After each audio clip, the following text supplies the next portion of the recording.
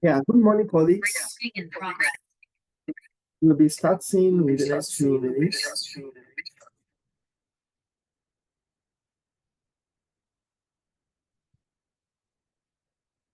Okay, thank you so much. I would like to introduce our guest speaker for today. So her name is Dr. Oluwatomi Owopetu. I believe we have had her sometimes, and I think she was with us in August and then when we just started, and also sometimes I think in November. So I would like to just mention a brief bio about our presenter today. Her name is Dr. Oluwatomi Owopetu. She's an expert in health quality management and also non-communicable diseases. So I will not say much because of her time, but she has done several research as regards tobacco control, communication strategy. She has had been part of several grants also in the area of non-communicable diseases. She's an epidemiologist, and also she's a consultant in the University College Hospital, Ibadan. So I want you to join me as I welcome her. She'll be sharing her screen and she'll be taking us through today's presentation. Last week, we had a session on writing a compelling manuscript introduction, though prepared by myself, Olayinka Elisomi, but most part of it was delivered by Anuduaku Afolabi. And she told us that day that our manuscript must tell our story accurately.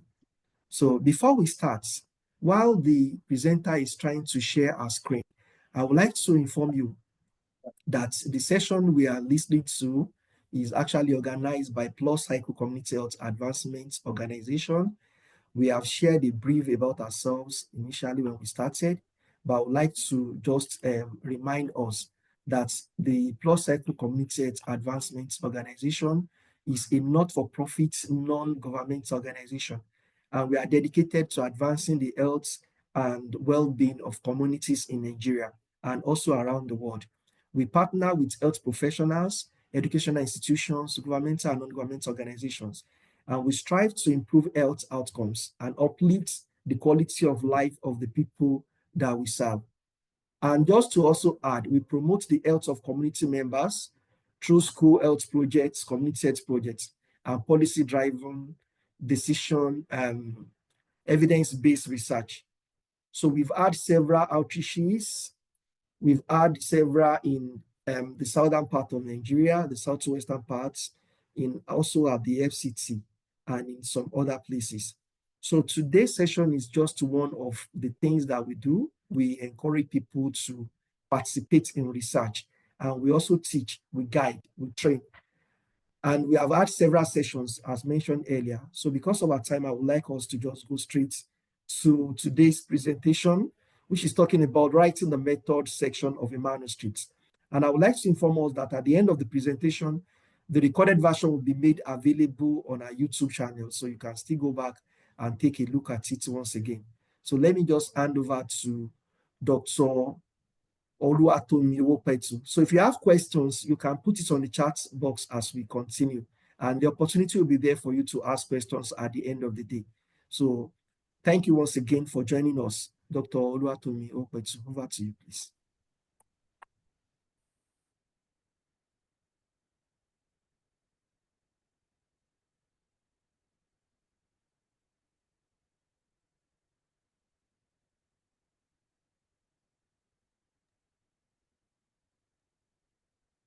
Good morning, Dr. Oluwatomi. Can you hear me? Yes, you are audible now. Good morning. You are welcome. Nice to have you. Over to you. Thanks. Yes, sir. Can you see my screen, sir? We can see your screen. Writing the method section of the manuscript. Okay. Okay. Morning. Good morning, everyone. Sorry, I'll be teaching from my car this morning. I have all sorts of meetings. I'd like to thank Dr. Oluwatomi for the opportunity and the Plus-CircleCommunityHealth Health Organization. I'd like to thank you also for the opportunity to be here and to talk about one of my favorite subjects, every time I have to write a paper, it's the method section I really love writing, honestly. I'm not very keen about all the other sections, but I love writing methods. And so it's a privilege to be here. Thank you very much, sir, for having me on your platform. Okay. So we'll be talking today about writing the method section of a manuscript. If you've ever written a manuscript or a method section ever before, please let me know in the chats. Just let me know. You've ever written any manuscript, you have written an abstract, you've written a paper, whether it is published or not, you have done your dissertation, you wrote methods. Please let me know in the chat. Just say yes, yes, yes, yes, yes, no, no, no, no, no. That will give us an idea of where we're starting from. Okay, I see yes, I see yes, I see yeses. So that means I'm talking to experts already. All right. So let's go. This isn't moving. Let me see why this isn't moving.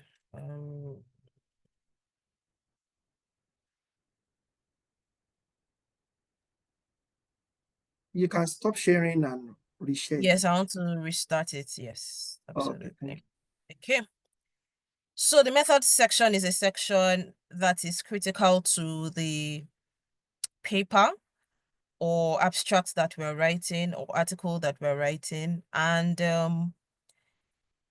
for me, it's one of the most critical parts. Thankfully, a foundation was laid last week, talking about the introductions.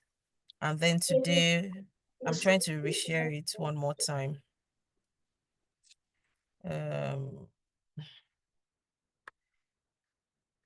Okay, so why is it not moving? What's happening? Is that the sides are not going forward? Okay. Might be able to share it another way.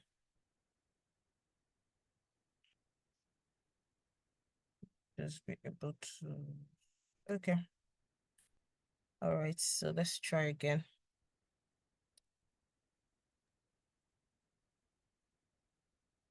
Okay. Can you see this next slide? All right. Okay. I see it also.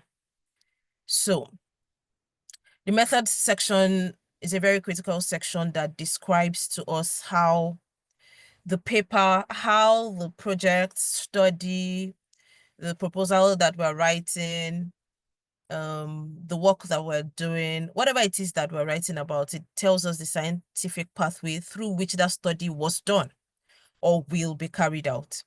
And so it's very critical to be able to think about it in a scientific manner and to write it in a methodical way, in a way that makes sense scientifically. And it needs to be well thought out from conceptualization. Methods is not something that we get to the middle or find out that, I need to write methods or I need to do my methods and then I'm just going to do anything. No, we must be able to think about it right from the beginning. As we are thinking about the title, we're thinking about the entire body of work, what we want to do, how we want to do it, what the literature has said. As we do literature review, in writing our introductions and all, we also need to do a proper review on how to do our methods. You might think that there is one specific way or there is one method that works best for what you want to do. But by going through literature and doing a proper search, you're able to see what has been done. You're able to see the limitations of that methodology. So when we're doing research or we're doing reviews before we begin to do our work, the research or review of literature is not just for your introduction, your problem statement. It is also for the methods. You might think that a qualitative or quantitative approach is what you require. And it might just be that it's a mixed methods study that you need to do, or you might even find out that all of those things have already been done. And maybe you're going to need to step it a notch higher to maybe do a systematic review or whatever. So we need to pay attention to our methods. That is all. If you don't remember anything at all within the next few minutes that I'm talking, that is one thing I'd like you to remember. Pay attention and review literature also for your methods. It helps you know what has been done. It helps you know what can be done. It helps you know what you should not even do. There are times that you review literature and you see the gaps and what should not even be done. And so it's not every article that is a good article. And so you're even able to learn from the bad ones. And one good way to do this is to study articles. Google Scholar is very friendly. There are many platforms that we can go on now. We have so many resources. In fact, AI will even help you generate papers and all of that you can take a look at to see the kind of methods that you should be using for your study. And it's also very good to read the abstracts and methods section of other articles. I do this a lot. Before I write anything, my methods or whatever, I go through other articles, look at other things other articles that other people have done, abstracts that other people have done, what they did, how they wrote it, is the most surefire way for me. And I think that the first time I wrote a paper was probably 2014. And the professor just said, go and write regarding this topic. I'd never written a paper before.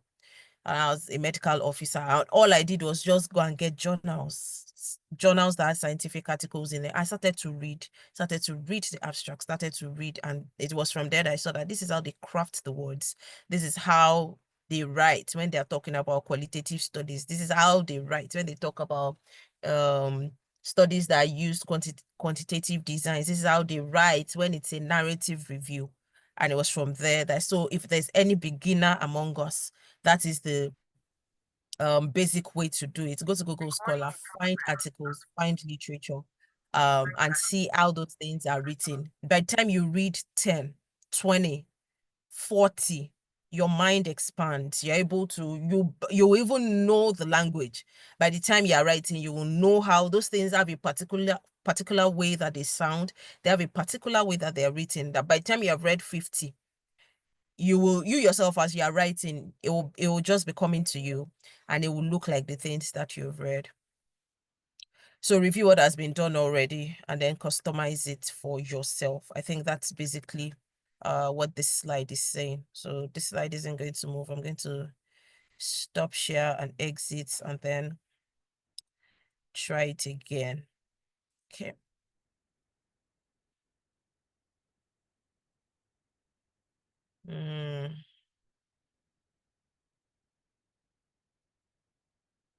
Yeah.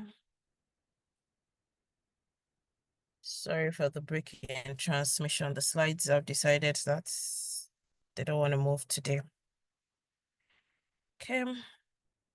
So those are the things to consider when you're writing. Those are the first thoughts that came to my mind when I started to prepare this. All right. So what do you think about when, just before you begin to write, as you're at the stage of conceptualization, what are your research objectives? What are your aims? What are the questions? This will help you know exactly what you want to do. What does the literature say? What is this? What are the statistical requirements? What is your sample size or sampling strategy going to look like?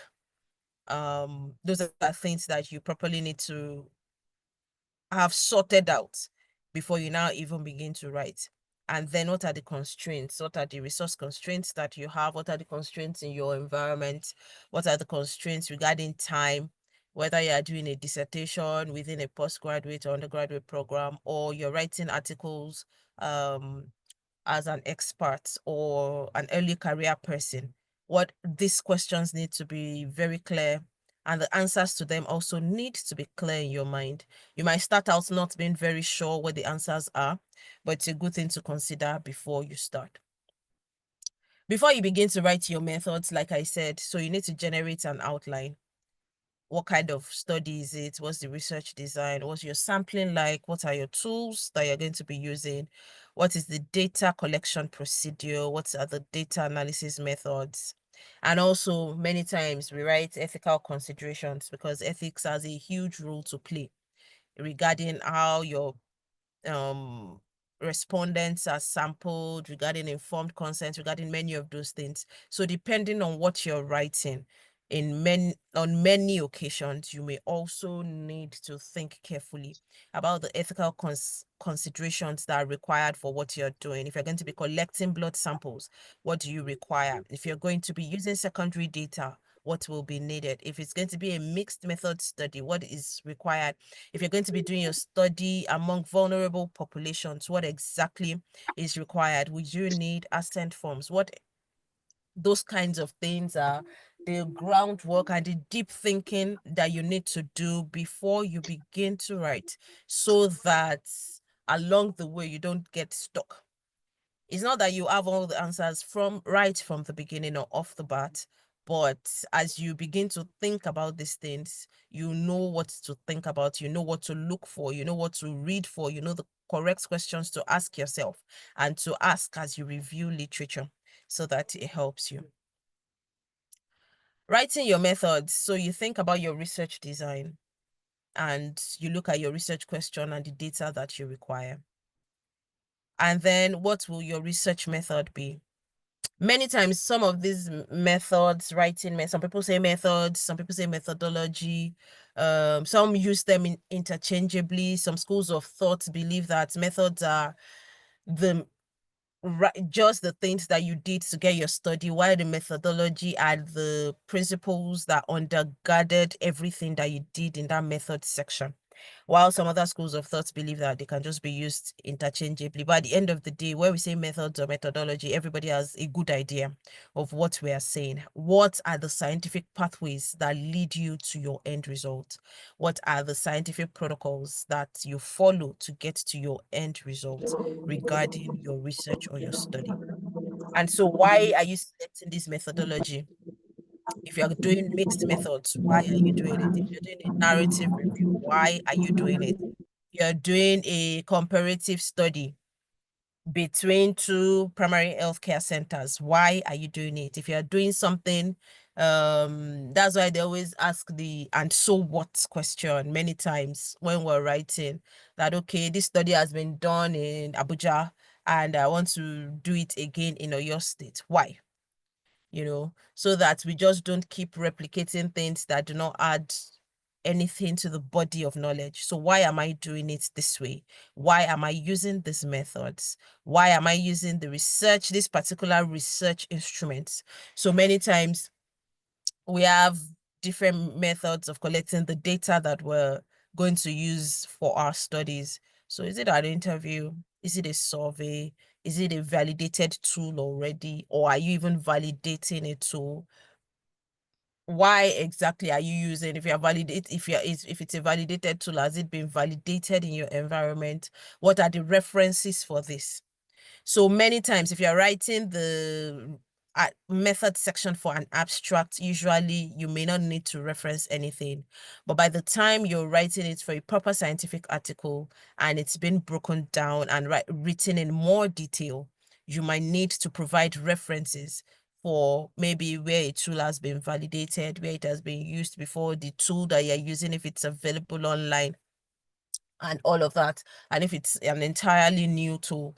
So being able to provide references for some of those, sometimes you have to even provide references for your sampling technique and all of those things. So it's a good thing to always just like have a proper either folder or jotter where you're able to put all of these things down and think through all of these things, ruminate over them in your mind, read research around them. So your data collection methods, surveys, interviews, whatever it is that you're doing, how are you collecting that data? Who are the people that you're sampling? Being able to describe your data analysis methods. If I'm going to be doing IDIs, for instance, what exactly am I going to be using to analyze the data? Am I going to be doing thematic analysis? Am I going to be using software? All of those things need to be properly detailed. And there are many of us that are experts here already, so you know exactly what I'm talking about. But for everyone that is just coming in new to research, it's a good thing to always spend adequate time writing out, fleshing out your outline like this, having this at the back of your mind as you begin to think about what happens in your method section. your research limitations, it's good to be able to think about them, anticipate them, and mitigate them if possible. If you're asking about things like tobacco, for instance, you're thinking about social desirability bias and many other things. What are this study that I'm choosing and this design and this topic that I'm working on? What are the possible biases? This study design, what are the known and the not so apparent biases that are involved with doing this kind of study design? And what can I do to mitigate them? What can I do? And if they're not mitigatable, what else am I going to do to ensure that they do not unjustly skew my data? It's good to always think about those limitations and to also see what it is that we can do about them. And then validity, reliability. Is my study replicable? What I'm doing, there are many studies that if you try to redo them, you find out that you're unable to, because the methodology is wonky. So if I'm doing this study, is it replicable? What I'm doing in Abuja, is it something that can be replicated? If somebody picks this paper, are they able to do exactly what I've done somewhere else just by looking at this? And then are my results consistent? Nobody wants to shoot down their credibility by providing data that is false, by providing data that is not true. You don't want to mess up your integrity as a researcher. You don't want your papers to be recalled because somebody finds out later that it is fraudulent. And in many cases, some journals will request even for your data. And the way research and all of it is going, eventually I know that there'll be like repositories where people just put in data. Anybody else can go and pick up your data that you said you worked on 20 years ago and decide to rerun the analysis. You know that some of that is already happening, so you have to be very careful to ensure that your data is valid and reliable. And then I've already talked about ethical considerations also: informed consent, assent, what happens to vulnerable populations, even populations that are not vulnerable, ensuring that you have correct consent procedures in place, everything that has to do with performing your study in an ethical manner is all part of what you think about with your methods. Addressing conflicts of interest with your co-authors, with you, the author, and all of that, and maintaining confidentiality, keeping your data secure using password coded workbooks and all of those things. Those are some of the things that you also need to think about, ensuring that not just anybody has access to the data that you have. And even if you don't know anything about these things, if you also do a literature review, you would be able to see how other people write about ethical considerations. You see how they write about what they do to protect their data. You see how they write about maintaining confidentiality, how they write about informed consent processes, how they write about assent forms and consent forms when younger people are involved, and all of that. And those are very easy for us to follow. The way to write is to actually write. And you must always remind yourself of that. If you've never written a paper before, you've never written an article before, you've joined people maybe on a study or a project that are writing, but you yourself, you've never picked up your laptop or pen to actually write by yourself, then the way to write is to actually write. There's no way around it. There's no shortcut around it. Watching other people writing, joining writing groups and all of that, they're very good. Getting on grants, on projects where people are writing, watching what your supervisors do, fantastic. But you must get to the point where you yourself, you are able to independently sit down and begin to write. Why is that important? Or else you'll find out that you've been on 8 projects, they've written papers, your name is on those papers. But when they tell you that start yours from scratch, from conceptualization, and write your own paper, you'll find out that you're unable to do anything because you are a participant, but you never took ownership to be able to write. So what I always tell my mentees is that the way to write is writing. Begin to write.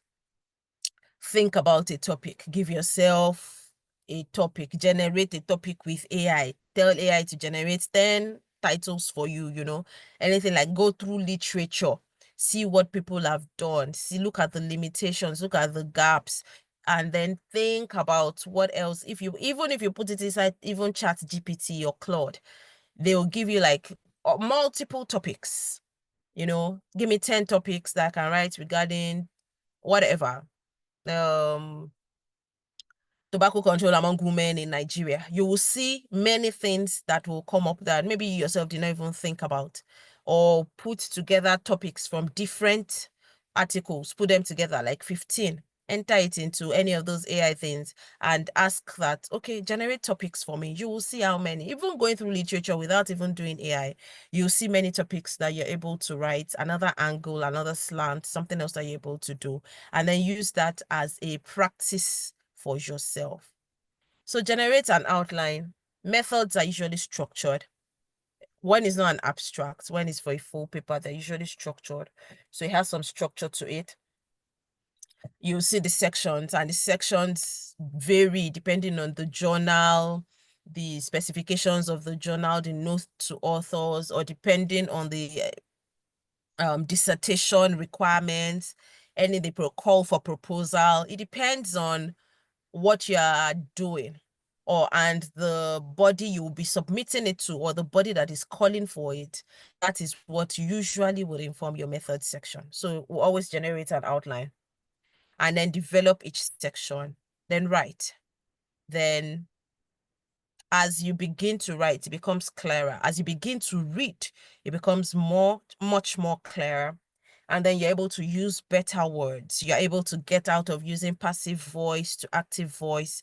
You're able to refine what you're writing using formal English instead of informal. You're able to use things like editor on Microsoft Word to improve what you're writing. Some people are able to write a first draft and put it into AI to refine, to modify using appropriate prompts, which is another topic on its own entirely. But we're able to, even without AI, you're able to write a first draft.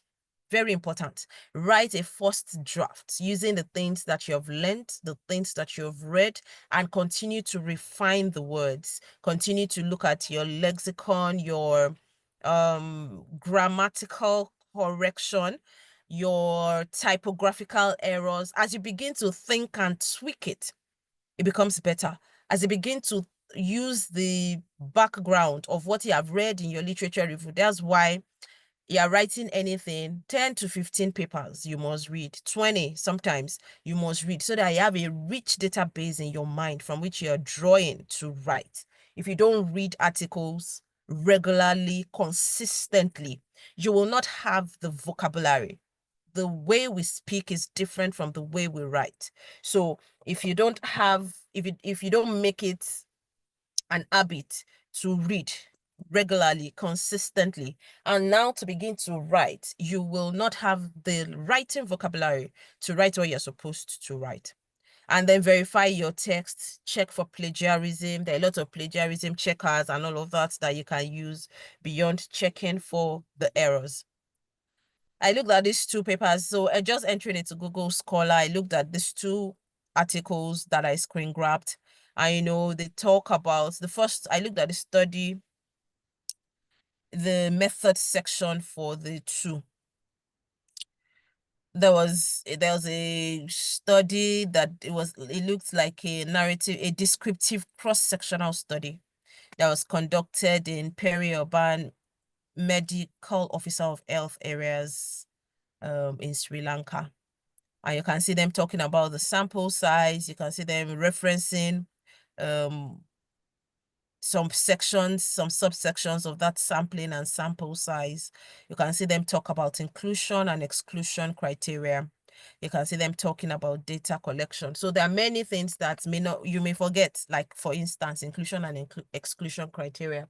If you are not truly looking at literature, looking at the kind of study that you're doing and looking at what other people have done before you. And then there's another one to the right that has used secondary data. Hence, is secondary data that was created by the NCI in the US. And so many people also, there's a rich repository of secondary data. Many people are even experts already using secondary data. And I think something about secondary data has even been done on the webinars here. Independent and dependent variables, statistical approaches. You can see how they talk about, they describe the independent variables, how they're classified, how they will be analyzed, and all of that for each of the variables, and then the statistical approach. So this is just an example that shows you that writing is not as hard as you think. Writing is not as difficult as you think. If you determine to set aside time, there used to be a time, I think, that I used to set aside time like almost every day. I had writing times. Now I have a writing day. But set aside times where you're able to write consistently, even if you don't have time during the week.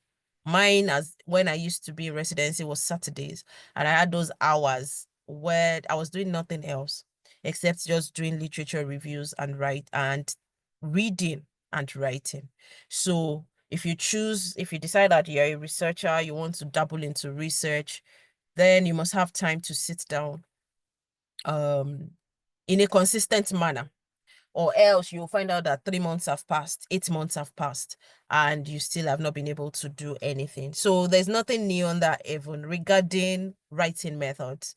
You just need to be able to sit enough in literature to find what has been done before you. You need to be able to sit inside literature and discover what other people have written, how they've done it. You might need to go through multiple papers to be able to get a full picture of what you need to do.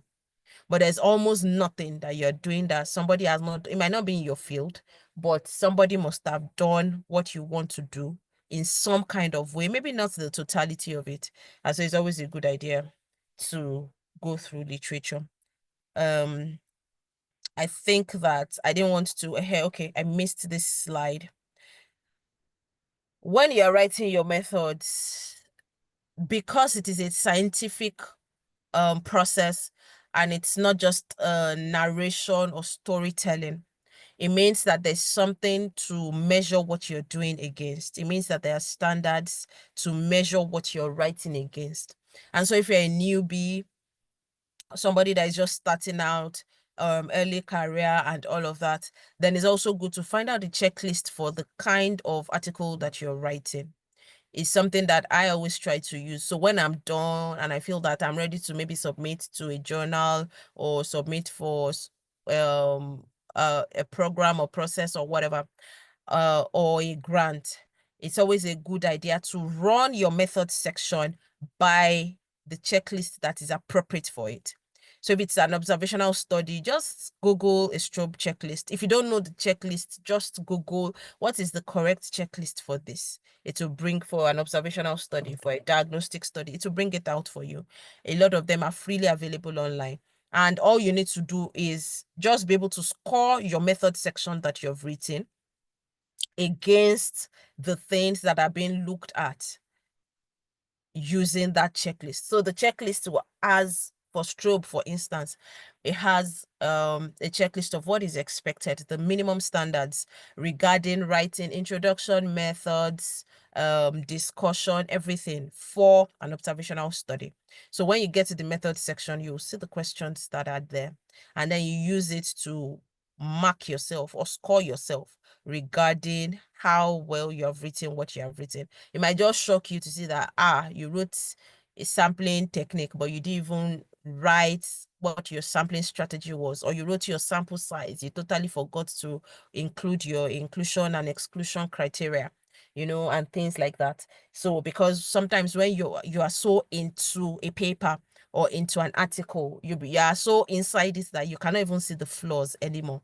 So it's always a good idea for you to have something to check against, something to look at, something to see, to standardize the work that you have done, to look at it and see. Sometimes some of those things are not relevant. That's the caveat. Some of those things may not be relevant to your particular paper or the particular study that you are doing, but they serve as a general guideline and boundary setting and minimum standards for what you're writing for your methods. And many times it's your, like I said, it's the where you're submitting to, or the people that called for it that determine what you write. Some people will say that they don't want 7 headings under methods. They just want some people say they want study area. For some other places, it's not something that is important to them. Study design. Some people, many articles or call for papers or RFPs will actually tell you exactly what it is that they want. And so you're able to follow the subsections they want written under those methods. If you don't find them online, there are many resources that will show you exactly what you need to include, and some of them have been listed here today. All right, so I didn't want to take too much time, and if you don't remember anything, I think it's to remember that the way to write is to write. What you need to do is to write. Your method section is not something that you leave behind and you say that I'll write it. It's not a problem. It is a very vital part of your paper. It helps everybody know exactly what it is that you did, and it must be fully scientific, done in a scientific manner. There are many resources online. If you're just starting out, Google Scholar is a good place to get. Before you write any method section, read before you draft the method section for your project. Even while you're writing your proposal, read and read again. Okay, so this is 8:40. I think that I've talked enough this morning. And I can take questions or comments. Thank you very much, Dr. Ilisame. Yeah, thank you so much once again, Dr. Owopetu. Always interesting to listen to you. I think I've gained a lot also this session from your session this morning. So thank you once again, colleagues, for joining. Yeah, there are 2 questions on the chat box for now that I would like to read. Like one of our colleagues, Julius, asked that, do I have to include some simple introduction of the methodology in the introduction section? So over to you, Dr. Owopetu.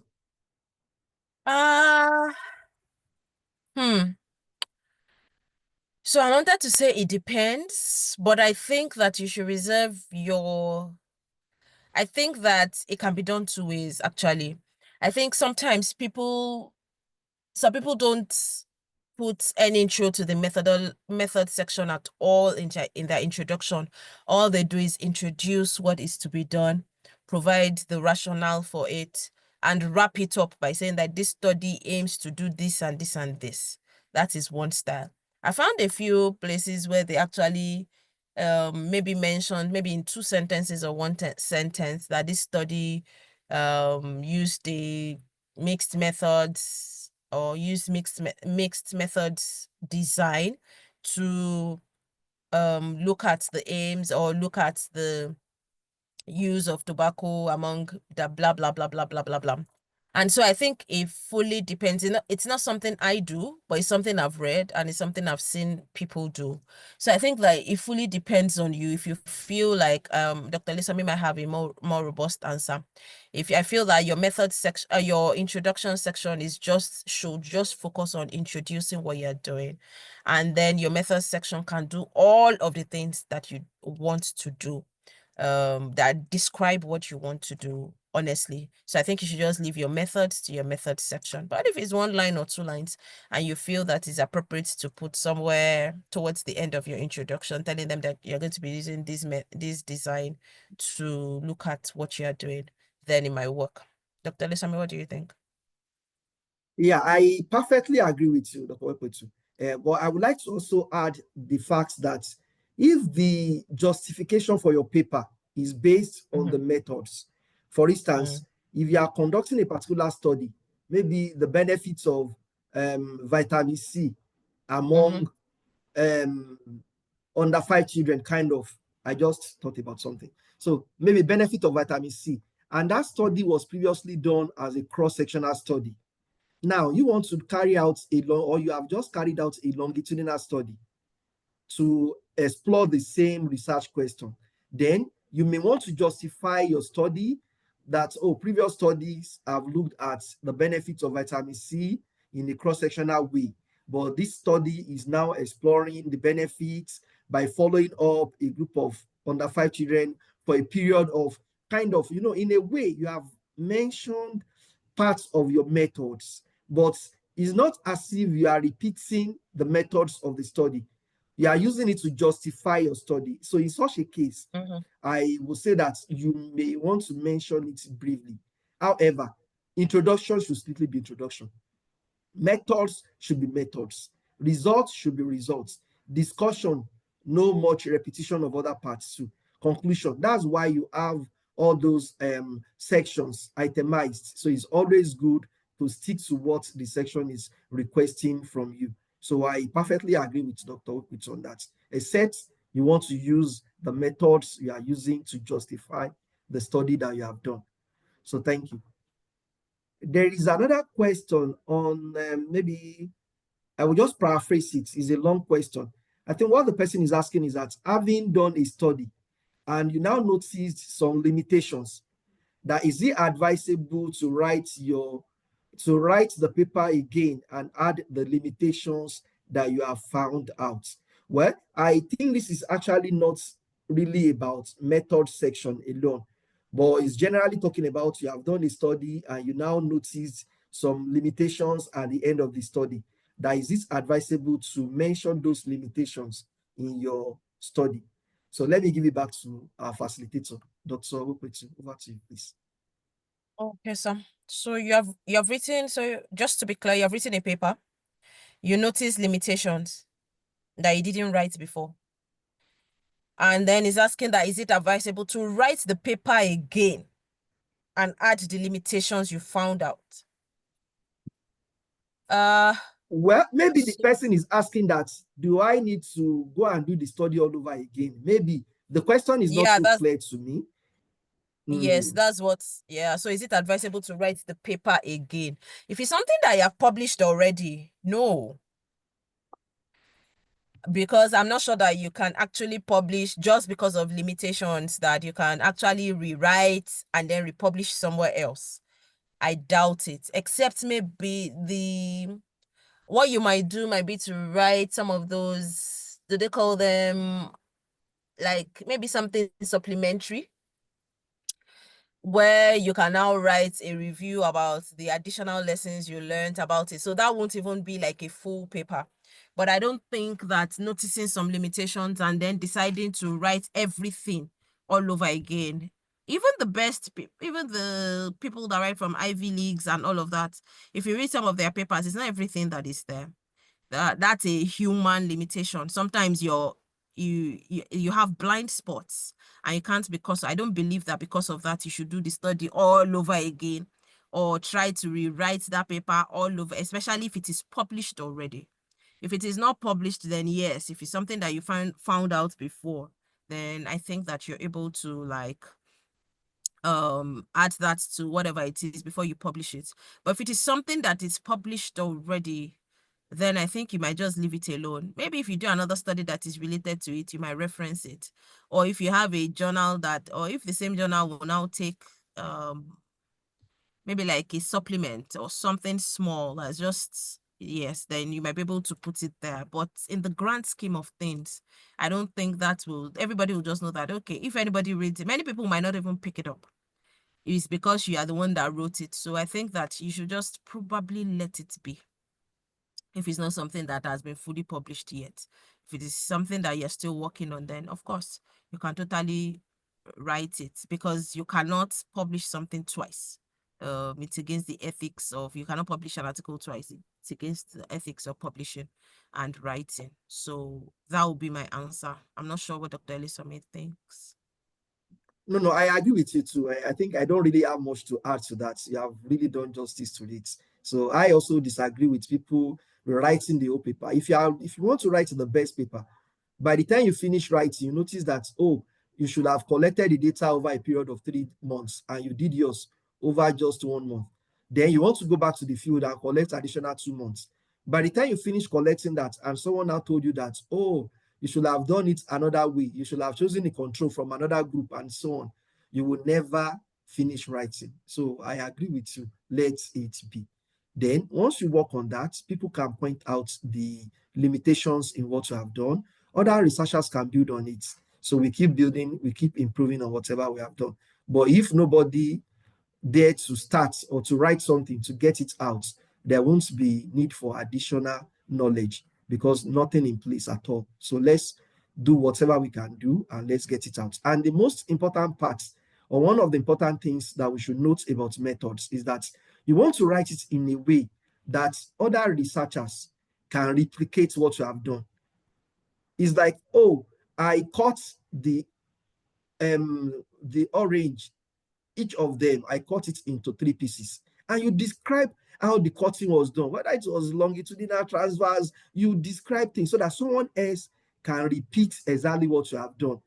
So that's why I agree also with Dr. Owopetu that you need to use checklists. When you keep writing, at times I write and I want to write THE as THED. I may write DE until someone will just look at it that, oh, look at this. And I would have seen it 1 or 2, 3 times.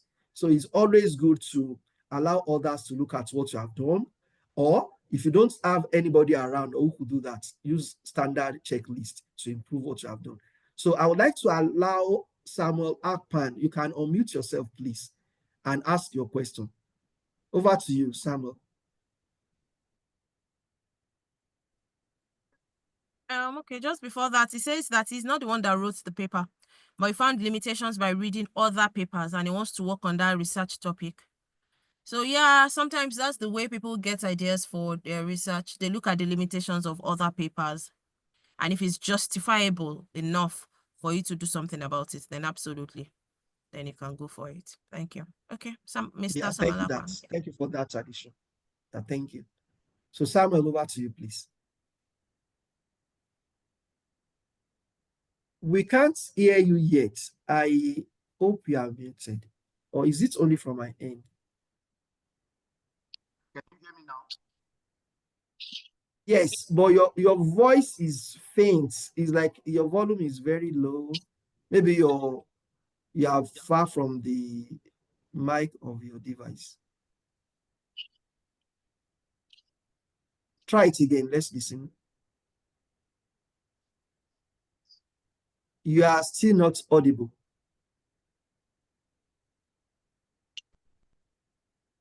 You can check your device. Probably something is not right. Sorry, can you hear me now? Yes. Perfect. Go ahead. Okay, loud and clear. Go on. Okay, yeah, sorry, please, I wanted to ask because in my own somewhat sector, sub-science sector, there are a lot of workflows and all of that. So sometimes if you want to describe your methodology step by step, you could take maybe 7 pages to do all of that. So is it a standard practice? I've seen it in a few journals too, where you see, I prepared this sample according to protocol described by your site and according to, so if you do it that way, you find out that you can write half a page, what you would have done for 7 pages. I want to know if this is acceptable. Okay, thank you. Over to you, Dr. Owopetu. Okay, so if I get you, what you're saying is that you want to write that this work was done according to the protocol used by this person, and then you reference the person to save space. Yes. You will write your own, no? You will write your own. You have to, Okay. you have to write your, you have to write, I think that you have to write your paper in such a way that without somebody needing to click to go to another paper, in looking at what you have done, even if it is a shortened version, it is enough for them to know and be able to replicate what you have done without having to go Google another paper. I'm sure that Dr. Oluwatomi will still speak to this also. So even if you want to save space, you understand, must be sir. able to put in the most cogent things that you did, describing your methods in such a way that without needing to click on a reference that takes them to another paper, your paper is clear and concise enough to describe what you've done. So referring them to another protocol is fine. But whatever it is that is contained in your own paper, whatever it is, so you cannot just say refer to this and you did not mention anything at all that you did, and then you want them to click on that one and go to. What if that other paper that your referencing is behind a paywall?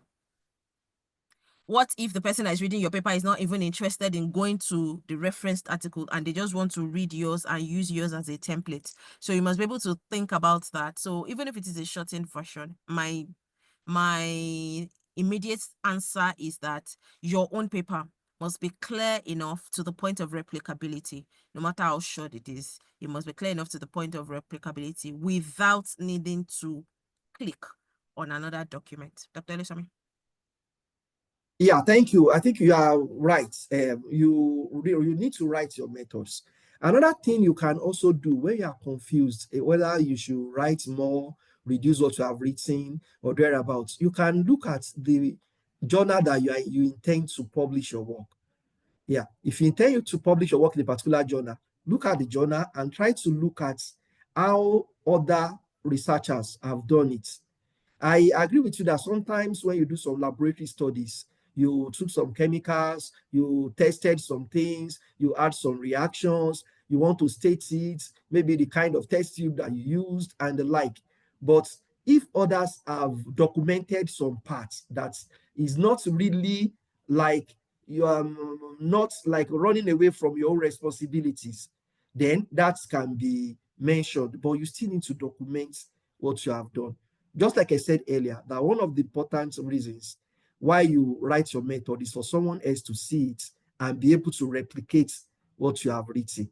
So try to. So you can check similar journals that have published such a work and see how they allow, even after writing the method section, even after writing your manuscripts, before you just submit and say, oh, that's fine, you need to read articles from the journal that you intend to publish your work.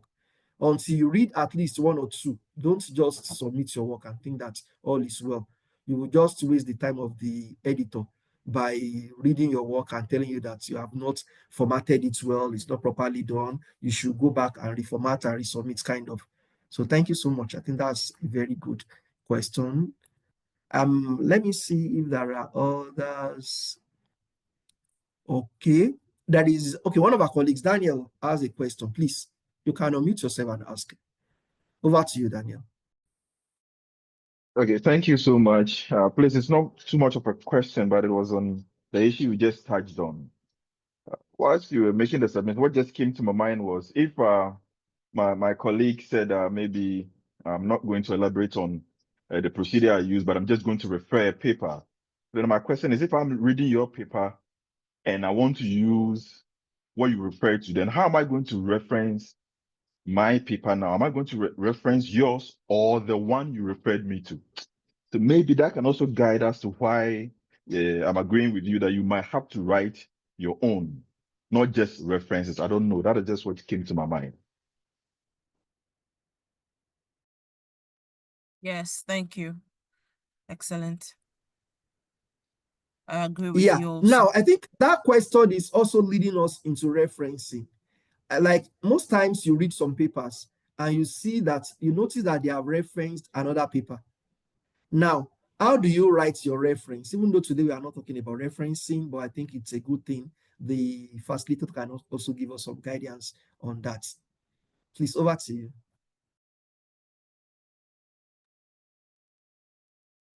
So the double referencing matter is a serious matter because it happens a lot. So you read something somewhere, then the person referenced something, and then you now go to the place where it was mentioned or it was first mentioned to reference it.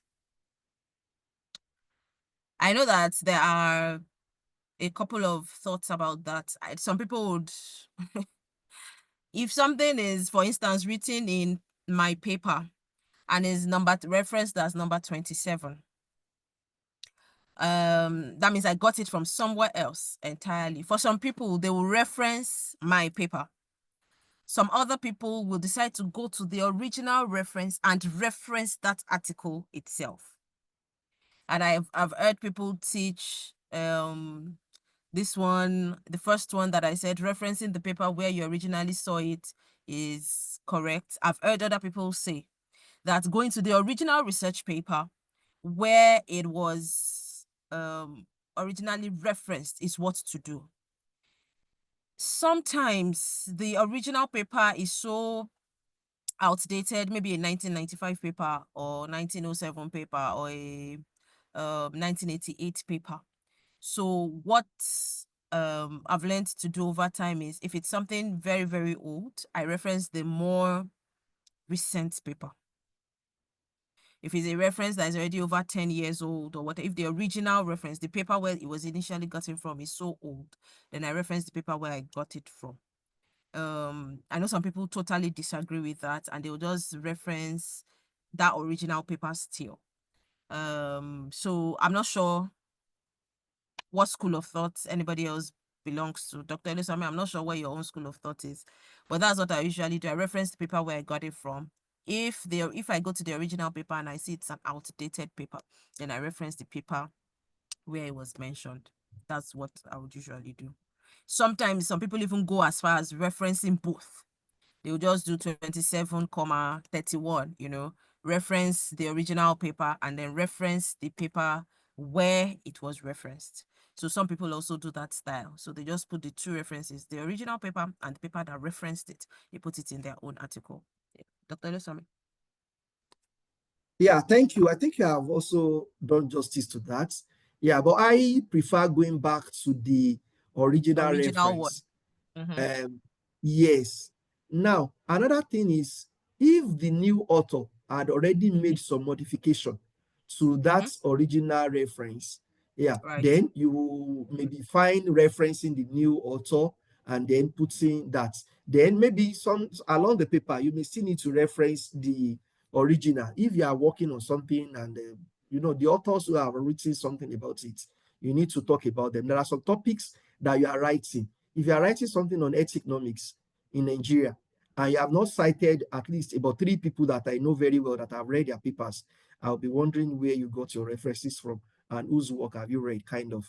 So you should try to reference the original, but sometimes you may still need to reference the new version. People to just also do cross-referencing as well. That is also allowed. So I think I will now like to allow, because of our time, Dr. Yesiru Karim, please, over to you. Can ask your question. Okay, good morning, sir. Thank you very much, Ma, for the very enlightening presentation, and particularly on the checklist that can guide the right things. I want to ask that over time, I've noticed that some of these checklists, it appears like maybe they come in versions 2023, 2024. I want to get more clarification about that. Whether once you get a consult checklist, for example, whether it would be okay to use it for any trial that one is doing for that particular type of study, or one has to be checking whether it has been updated. That's one. Then 2 is that do we have this kind of guidelines or checklist for qualitative studies as well? I noticed that the study, the consult, the agree, and all that, they are majorly for the quantitative studies. So do you have a checklist for qualitative studies as well? Thank you very much.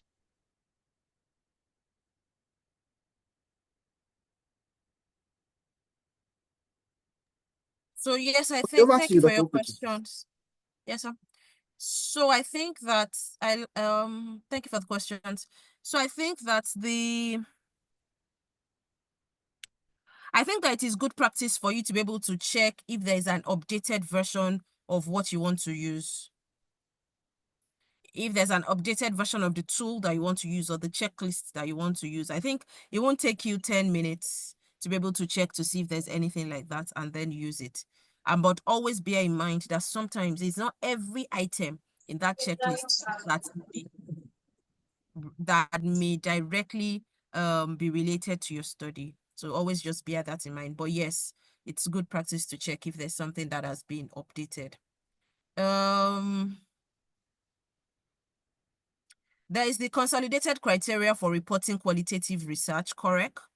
And there may be other, that's the only one that comes to mind. And there may be other checklists that are available for qualitative research. Science and research is so advanced now that there's a checklist for almost anything. So please Google, check. I am sure that you will find something that speaks to qualitative studies, even mixed method studies. There's something that you can use to check, that will help you check for triangulation, check how you have reported your studies, quantitative and qualitative. So I'm sure that there's something. Please just check, ask questions. And sometimes you may even need to generate one yourself. That's something that you can use. You can either develop one, Google one, generate one, use AI to develop one for yourself. But I am too sure that there are checklists that are available for qualitative research that you can also use to serve as a guide. Thank you. Thank you, Dr. Oluwatomi. Over to you. Yeah, thank you so much. I think if you are working on a path that you have not tread on before, the good thing is to ask people who have then. So the checklists are there to guide, to direct. And as she said, for almost all the kind of study that you are conducting, there will be always a checklist. And even some editor-in-chief of the journals, when you want to submit, they request for the checklist. Most of the BMC at some point, you will need to use checklists to, so you will need to submit the checklist you used and you assess, so that they will go through your paper and they'll be sure that you have crossed all the T's and you have dot all the I's. So thank you so much, colleagues. I think there is no other question for now. So I would like to first start by appreciating the facilitator for today. Despite the short notice, she has done justice to the topic. So we appreciate you, Dr. Oluwatomi Owopetu. And I want to appreciate colleagues that also joined today as well. I know it is not always easy, but I think for those of us that have given time to learning, to have given time to acquiring knowledge, I think it's a very good thing that we are doing. I also have been, I've learned a lot from some of these sessions, so directly or indirectly. So I want to appreciate us for finding time. By next week, we are going to be discussing writing the results section of a manuscript. So we talk about the guidelines, how to get the best out of it. And by the week after the next, we'll be talking about the discussion and the conclusion section of the manuscript. So after this, sometimes in March, we'll be addressing those who have maybe dissertation, project work that they have done, and they want to write manuscript from it. It's a bit different. It's different from starting your study from fresh and then writing from it. Sometimes I think most of us who have done masters and some other quality degrees, we have books that we have written, maybe 150 pages, 100 pages, 200 pages or more. Now, we want to write manuscript from it. We have all the components. People just do copy and pasting. How best should we do this? We are going to be talking about this sometimes next month. So I want you to stay tuned as we learn together. And I've also shared the links to our YouTube channels, Instagram, Facebook, and others. So try to go to some of these links, subscribe to our channel so that you can get first-time information as regards the time that we'll be having some of these sessions. So we are going to call it a day now, and I want to appreciate Dr.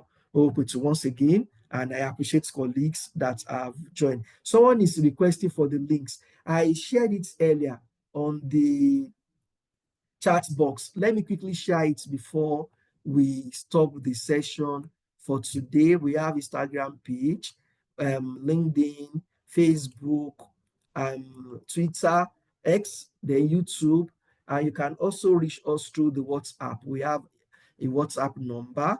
Then apart from this, we also share our email address, so that if you want to send email, you can actually send it and we can reply to that as well. So I'm sharing that again at the moment on the chat box. Okay, you have it now. So try to probably subscribe to the channel, so that will guide you in knowing when we are having some of these sessions. And other materials that we have had in the past, we also put them on our channels, especially the YouTube. All the recording of the past sessions are there. So once again, I want to appreciate you for joining, and thanks to Dr. Owopetu. So until we meet next time, bye.